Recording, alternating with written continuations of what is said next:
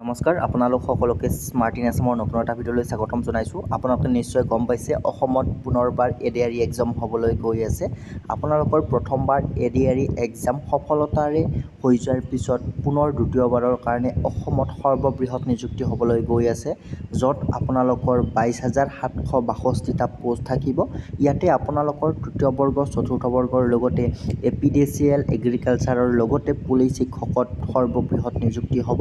গতিকে ভিডিঅ'টো শেষলৈ চাই থাকিব, ডিটেইল আপোনালোকক জনাম।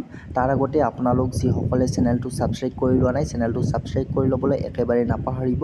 চ' পলম নকৰি ভিডিঅ'টো আৰম্ভ কৰিছোঁ। ইয়াতে আপোনালোকৰ গ্ৰেড 3 আৰু গ্ৰেড 4ত পুনৰ নিযুক্তি হ'ব, লগতে পুলিচত আপোনালোকৰ নিযুক্তি হ'ব আৰু শিক্ষকত সৰ্ববৃহৎ নিযুক্তি হ'ব। লগতে এপিডিচিএল আৰু এগ্ৰিকালচাৰ বিভাগত যিসমূহ আপোনালোকৰ ভেকেঞ্চি আহিব বুলি ইতিমধ্যে কোৱা হৈছে, সেই ভেকেঞ্চিসমূহ আহিব। কিমান পোষ্ট থাকিব আপোনালোকক আমি এতিয়া জনাই দিম। ইতিমধ্যে ঘোষণা কৰা অনুসৰি আপোনালোকৰ সৰ্বমুঠ ভেকেঞ্চি থাকিব 22,762টা।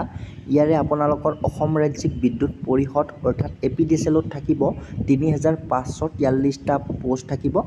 কৃষি বিভাগ এগ্ৰিকালচাৰত থাকিব 2,500 পদ। আৰক্ষী বিভাগত পুনৰ পোষ্ট আহিব 2,000 পোষ্ট আহিব। স্বাস্থ্য বিভাগত 500টা পোষ্ট থাকিব।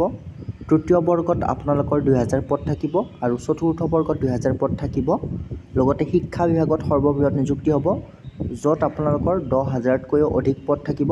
আৰু এই পদসমূহৰ বিজ্ঞাপন কেতিয়া আহিব, কোৱালিফিকেশ্যন কি লাগিব, আমি নেক্সট ভিডিঅ'ত আপোনালোকক জনাব চেষ্টা কৰিম। লগতে আপোনালোকে প্ৰিপাৰেশ্যন এতিয়াৰ পৰাই ষ্টাৰ্ট কৰি দিয়ক। আপোনালোকৰ খুব শীঘ্ৰে অনলাইন এপ্লাই ষ্টাৰ্ট হ'ব। আপোনালোকে সকলোবিলাক ইনফৰ্মেশ্যন পাই থাকিবৰ কাৰণে চেনেলটো ছাবস্ক্ৰাইব কৰি ল'বলৈ একেবাৰে নাপাহৰিব। ধন্যবাদ।